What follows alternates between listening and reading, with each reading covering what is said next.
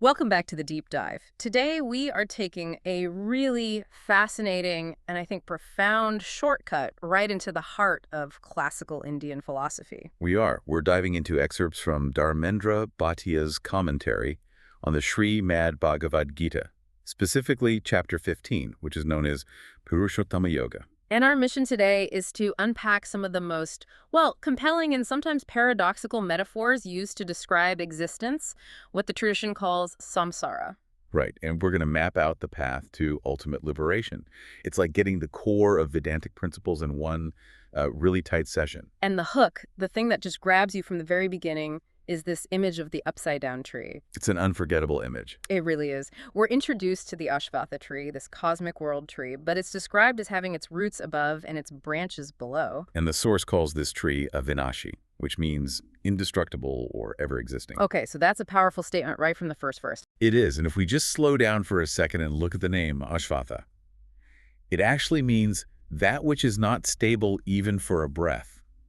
The material world is in constant flux. They're always changing. Always. Think of a horse's feet, Ashva, always moving. Or the peepal tree, which is often used to represent the Ashvatha, its leaves are never, ever still. So the world is fundamentally unstable, but at the same time, it's called indestructible.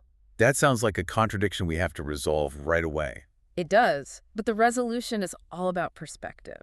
From the viewpoint of the individual soul, the jiva, this whole cycle of, suffering and rebirth, it feels eternal. It just keeps going. So it's the cycle itself that's indestructible. Exactly. So even though it's constantly changing, the overall system is also called avaya indestructible, because for the soul that's bound within it, the cycle just doesn't end. Okay, let's try to map this strange inverted tree. If the root is upward, what is that root? Well, the commentary is very clear. The origin, the root of this entire cosmic structure, is Paramatma, the Supreme Self. So the entire universe flows out of the divine. That's the core metaphysical statement. But what's really fascinating about this tradition is that it doesn't just stop there with one explanation. Oh. To get a really complete, broad knowledge of reality, the source gives us three different ways, three perspectives for understanding this one cosmic tree. That's a key insight, isn't it? That you need complexity for deep knowledge. So what are these three lenses? Well, we start at the grandest scale, the Adidavada, or the cosmic view. This is from Pandit Motilal Shastri. And what's his take? In this view, the tree is the universe. The trunk is the cosmos, the major planetary systems are the branches, solar systems are the secondary branches, and our planets and satellites. They're the leaves. That is an immense vision, framing the entire universe as a single living organism. But it's also very abstract. It is. So let's bring it down to something more immediate. Right, something that relates more to life itself. And that brings us to the second view, the Adibhatuktya, or material view. This is often associated with Swami Ramanujacharya. Here, the scope narrows right down to the physical manifestation of life. So the endless branches and sub-branches of the tree are all the infinite types of life forms, the Jivayonis, spread across all the worlds. So it's about the sheer biological diversity of existence. Precisely. And then finally we get to the spiritual interpretation. Which I'm guessing is the most relevant for our own personal journey. Exactly. This is the Adhyatmika, or spiritual view, which comes from Shankara. Here, the tree is mapped directly onto our own consciousness. So the main branch isn't the universe anymore? No. The main branch is the buddhi, the mind, or the intellect. The senses, the indriyas, they're the hollows in the trunk. The objects we perceive, the vishayas, are the leaves. And it goes deeper than that, doesn't it? Oh, yes. It even tracks morality. Dharma and adharma, virtue and sin, those are the flowers. And the experiences that result from them, sukha and dukkha, pleasure and pain, those are the fruits of the tree. Wow. That really brings it home. It means every thought, every sensation, every choice we make is literally a leaf or a fruit growing on this personal, internal world tree. That's it exactly. And the mechanism driving the growth of this entire tree, the thing that holds us in place within samsara, is the action of the three gunas. Sattva, rajas, and tamas. How do they fuel the tree? Are they like nutrients? They're more like the active forces, the sap that drives its expansion. The gunas increase the tree's growth and create these little sprouts, the copulin, of sensory objects, all those desires and attachments that keep us busy. And those desires seem to direct our spiritual path. They determine the very direction the branches grow, yes. The commentary is explicit.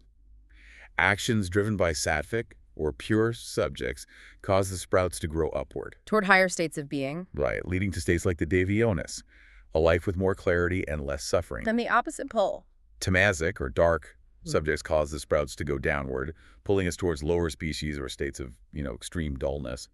And rajasic, or passionate subjects, they cause the branches to just move forward, Keeping us in the human realm. keeping the soul cycling through that constant push and pull of action and passion. So the gunas drive the growth. But what about the deep roots? The invisible ones that provide the stability and really bind the soul to this world. Ah, yes. The source identifies three powerful psychological roots that anchor us. They are ahamta, which is ego, or ainus, Okay. mamata, which is possessiveness or mindness. My stuff, my reputation. Exactly. My opinions, my job title. When you define yourself by these external things, you are feeding those roots. And the third is vasana, which is desire or lust for subjects. And those roots just strengthen our attachment. They enrich the branches and just solidify the soul's commitment to the material world, ensure we come back again and again. That makes the whole task of liberation seem, well, almost impossible. If the roots are our own ego and desires, how can we possibly cut them? It's true. The scripture itself says you can't really understand the tree while you're a part of it. You can't analyze the water while you're swimming in it. Right. So the solution the Gita gives isn't analysis, it's action. It's the weapon of asangata. Non-attachment or detachment. Yes, and this is the crucial step described in verses 3 through 5. But let's press on that word asangata.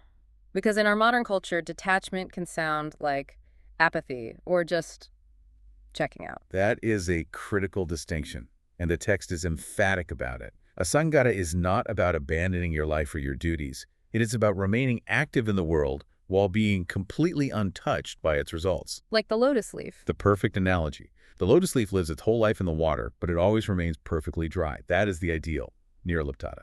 So you're living 100% in the world, but giving 0% weight to the outcomes. And once that attachment is severed, what's the goal? The goal is to seek the parampada, the supreme state.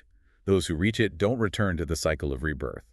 And this final step requires sharanagati, or complete surrender to Narayana, that original upward root of the whole tree. And what does a person who actually does this look like? What are the qualities of a liberated soul? Ajahn. Verse 5 describes them beautifully.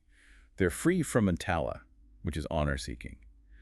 The commentary makes a fascinating modern connection here, noting that Dale Carnegie called the craving for self-importance man's biggest enemy. Oh, interesting. They're also free from moha, which is a kind of defect of the intellect where you give false value to temporary things. And, most importantly, they are always situated in the supreme self, free from the dualities of pleasure and pain. That gives us the path out. But now the source seems to shift gears completely, moving from these metaphysical escape routes to physical reality. Yes, it shifts to explore how the divine is present everywhere, from the cosmos right down to the cells in our bodies. So what is the connection between that highest state, Parampada, and the world we're living in right now? It establishes the Lord as the essential foundation of all existence. And we can see this presence again through three lenses: the cosmic, the earthly, and the bodily. Okay, let's start with the cosmic, the Adadavic level, the light of the universe. The Lord assures us that all the energy, the tej, the power, the pratap that we see in the sun, the moon, and fire, it all belongs to Him. He illuminates them, they don't illuminate him. Precisely. So that's cosmic light. What about the stability of the earth itself, the Adapatic realm? This is maybe the most surprising connection.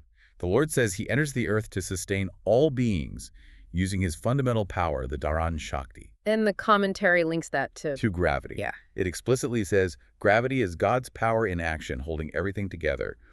And He is also the Amrita-like moon that nourishes all vegetation, which lines up with what we know about lunar cycles affecting plants. That is profound. Seeing gravity as a direct divine act. Now let's bring it to the most intimate level, inside our own bodies. Yeah. The Adhyatmic. He is the Vaishvanar Agni, the digestive fire inside all of us. This fire, combined with the essential air powers, prana, apana, and samana, is what digests the 4 types of food we eat. Chewed, drunk, sucked, and licked. All of them. This process isn't just biology. It's the divine energy keeping our physical mechanism running at the cellular level. So the very fire that lets us process nourishment is a direct, active presence of the divine. Absolutely. And it's even deeper than that. The Lord resides in our heart as the Antaryami, the inner ruler. And this inner ruler is the source of our thoughts. are cognitive functions. Smriti, which is memory, jnana, knowledge and understanding, and the crucial power of abhana, the ability to make rational decisions by removing doubt. He is both the fuel for the body and the guide for the mind. This all brings us to the final classification, a way to simplify this entire view of existence into three types of beings, or purushas. Right. This is the definitive summary of reality in Chapter 15. Let's start with the most temporary one. That is the Kshara Purusha, the perishable. Every physical body, the entire material world. Anything with a beginning and an end. Simple enough. And the eternal part of us. That's the Akshara Purusha, the imperishable. This is the individual soul, the Jivatma. The source calls it an eternal ansha, a fragment of the divine. A fragment. A fragment, yes.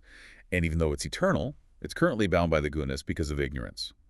The text has that beautiful line, when the soul leaves the body, it carries the mind and senses with it, like the wind carrying a scent. And finally, the highest being, the one beyond both the perishable and the imperishable. That is Purushottama, the supreme being. He is superior to both the perishable body, Kshara, and the imperishable soul, Akshara. He enters the three worlds, sustains them, but is eternally unbound, possessing infinite knowledge, bliss, and power. So understanding this, that the divine as Purushottama is superior to both matter and the individual soul, that seems to be the ultimate goal. It is. The reward for truly knowing this is supreme fulfillment. The person who knows this is called sarvanya, or all-knowing. Their mind is naturally engaged in devotion, and they achieve kritartha. They fulfilled the true purpose of human life. This has been such an essential deep dive. We've gone from this paradoxical upside-down tree of the material world through the weapon of non-attachment, that lotus in the water, all the way to realizing the supreme being, Purushottama. And this knowledge is called Rahasya Yukta, highly confidential and mysterious, because it reveals the foundation of reality that's normally hidden from us by Maya, by illusion. I think the ultimate takeaway here is that the divine isn't some distant entity. He is the immediate source and sustainer of everything. Right. He's the cosmic light in the stars, the gravity holding your feet to the ground, and the very fire that's giving you life at this very moment. And that brings us to our final provocative thought for you to chew on today. We learned that the divine manifests as the Vaishvanara Agni, the digestive fire in our bodies to help us process our food. So if the energy processing your nourishment is literally a form of divine consciousness, what changes about your approach to health, to consumption, and to mindfulness when you view your own digestion not as just a biological necessity, but as a sustained, sacred act of the Supreme? We will leave you with that reflection until our next deep dive.